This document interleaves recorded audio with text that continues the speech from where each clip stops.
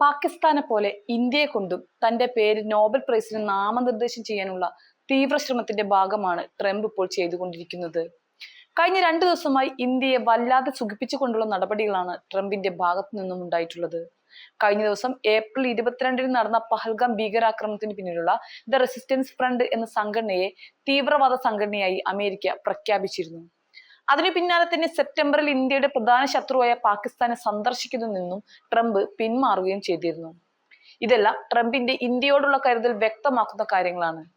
ഇപ്പോഴത്തെ ഇന്ത്യ എത്രയൊക്കെ അല്ലെന്ന് പറഞ്ഞിട്ടും ഇന്ത്യ പാക് സംഘർഷം അവസാനിപ്പിച്ചത് താനെന്ന് വീണ്ടും പറയുന്ന ട്രംപിനെയാണ് ലോകം ഇപ്പോൾ കാണുന്നത്.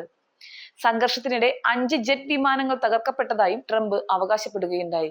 വൈറ്റ് ഹൗസിൽ ഏതാനും റിപ്പബ്ലിക്കൻ നിയമസഭാംഗങ്ങൾക്കൊപ്പമുള്ള അത്താഴ വിരുന്നിനിടയിലായിരുന്നു ട്രംപിന്റെ ഈ പരാമർശം.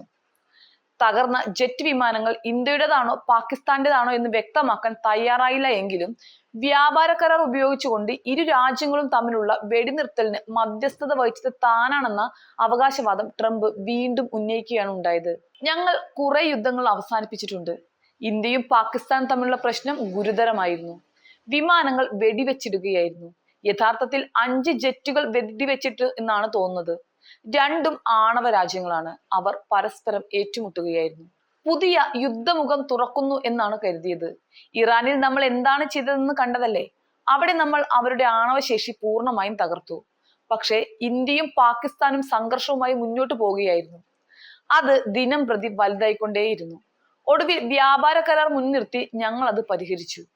നിങ്ങൾ ഒരു വ്യാപാര കരാർ ഉണ്ടാക്കാൻ ആഗ്രഹിക്കുന്നില്ലേ എന്ന് ചോദിച്ചു.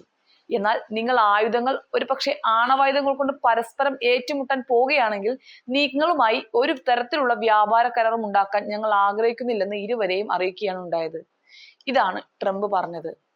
മെയ് 10-ന് ഇന്ത്യയും പാകിസ്ഥാനും വെടിനിർത്തൽ കരാറിൽ ഒപ്പുവെച്ചതിന് ദിവസങ്ങൾക്ക് ശേഷം ഇന്ത്യ നിരവധി ഹൈടെക് പാകിസ്ഥാൻ യുദ്ധവിമാനങ്ങൾ തകർത്തതായി എയർ മാർഷൽ AK ഭാരതി വ്യക്തമാക്കിയിരുന്നു.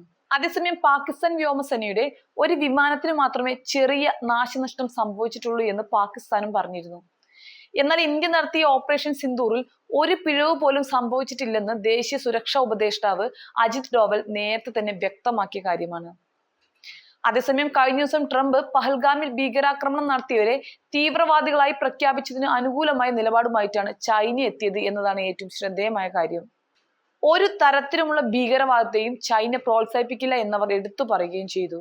പാകിസ്ഥാനുമായി വളരെ അടുപ്പത്തിൽ കഴിയുന്ന ചൈനയിൽ നിന്നുമുണ്ടായ ഈ നടപടി ലോകത്തെ അക്ഷരാർത്ഥത്തിൽ ഞെട്ടിച്ചിരിക്കുകയാണ് എന്ന് വേണം പറയാൻ.